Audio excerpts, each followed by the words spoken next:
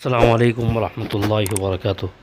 عزیز طلباء و طالبات، 37ویں دن آپ کو جو سرگرمی دی گئی ہے اس میں ایک لفظ ہے جیسے گلدستہ۔ اس میں جو حروف استعمال ہوئے جیسے گاف، لام، دال، سین، تے، ہے، ان کا استعمال کر کے آپ کو نیچے جو الفاظ دیے گئے ہیں جیسے دست ہے، دل ہے، ان کی ہم معنی الفاظ بنانا ہے۔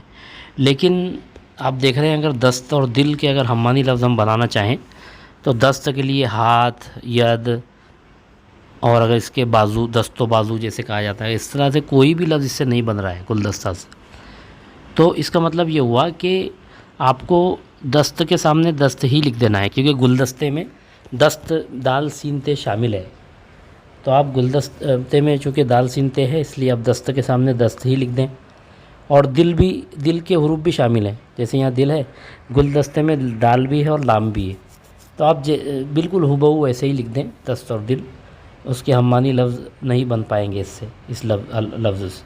اس کے بعد ہم دیکھ رہے ہیں مشتری سے الفاظ بنانا ہے آپ کو، ایسے الفاظ بنانا ہے جو اس کے ہم معنی ہوں۔ جیسے مٹھی، تو مٹھی کے ہم معنی لفظ ہے مشت، تو مشتری سے مشت بن جائے گا۔ دودھ کا شیر آئے گا، اسی طرح کھٹا کا ترش، اور گیلا تر۔ تو یہ الفاظ بنیں گے مشتری سے، اور یہ تمام حروف موجود ہیں مشتری میں، یہ ان کے ہم معنی لفظ ایسے حروف موجود ہیں جن سے ان کے ہم معنی لفظ بن رہے ہیں۔ تو آپ ہم معنی الفاظ اس طرح بنائیں گے۔